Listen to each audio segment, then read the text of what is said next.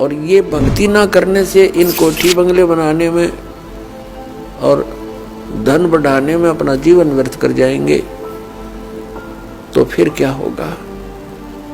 नर से तू पशुआ कीजिए, नर से फिर तू पशु बनेगा। नर से तू पशुआ कीजिए, गद्दा बैल बनाई, अरे ये सुंदर भोजन का मन गोरे कि तो कुर्डी चरने जाई। ओए होए। जो भक्ति करना चाहते हैं, मोक्ष कराना चाहते हैं, तो उनको इन सब नियमों को फॉलो करना पड़ेगा जो बताए जाते हैं, क्योंकि वो भक्ति में बाधक है। और जो भक्ति बाधक है आप उनको भी साथ लेकर चल रहे हो, तो आप ऐसा कर रहे हो जैसे किसी पशु के गल में लठ बांध दिया करती था मोटा रस्से में गाल के। अब वो चल नहीं सकता उस स्पीड से जैसे उसे चलना चाहिए, चल गट्टियां पर लग गए। तो आप जी इन मर्यादाओं को पालन ना करके और भक्ति रूपी मार्ग पर चलने की चेष्टा करोगे, आप नहीं सफल हो सकते। तो इसलिए हमने ज्ञान के आधार से इन बुराइयों को, इन कुरीतियों को और सांसारिक परंपराओं को भी त्यागना पड़ेगा, तब हम इसमें सफल होंगे। फिर अपनी बड़ी स्पीड से चलेंगे।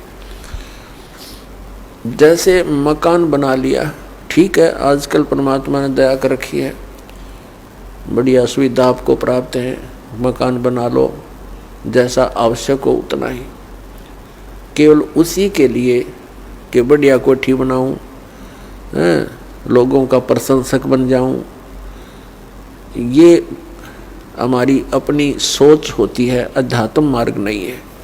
तो मकान बनाओ जितना आवश्यक हो और जितनी आपकी जेब अलाउड करती हो, आवश्यकता से अधिक खर्च मत करो।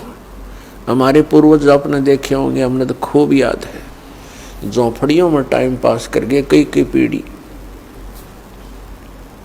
उनका तो इतना काम है, एक चारपाई डालनी आपने, चाहे 10 कमरों का मकान है आपका, एक कमरे में एक कोने में 3.5 बाई 7 फुट की जगह चाहिए आपने। घुटने तो घुड़िया तो मोकली है कि कबीर साहब तक कहते हैं घर तो 3.5 हाथ और गढ़ा तो 4.25 है।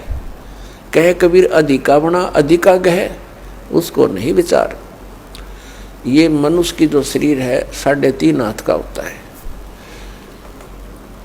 परमात्मा कहते हैं आपने घर 3.5 हाथ की आवश्यकता है, घना बनाओ तो 4.25, अरे से फालतू बनावा है तो मूर्खता है तेरी। फिर भी परमात्मा का कहने का तात्पर्य है कि आवश्यकता से अधिक कोई भी वस्तु आप संग्रह करते हो, आपकी भक्ति का बाधक बनेगा, क्योंकि समय वेस्ट व्यर्थ जाएगा। कोठी बना ली, 1-2 लाख अपने पास से लगा लिए, 3 लाख कर्जा कर लिया।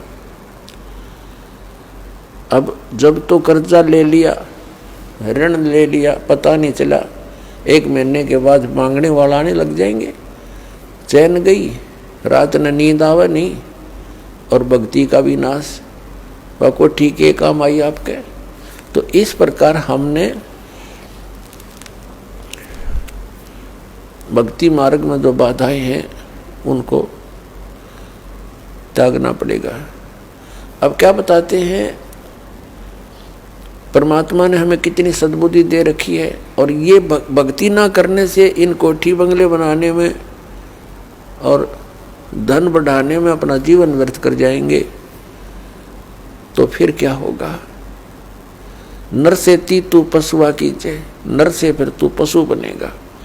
नर से तू पशुआ कीजिए, गद्दा बैल बनाई, अरे ये सुंदर भोजन का मन बोरे कि तो कुर्डी चरने जाई। ओए होए।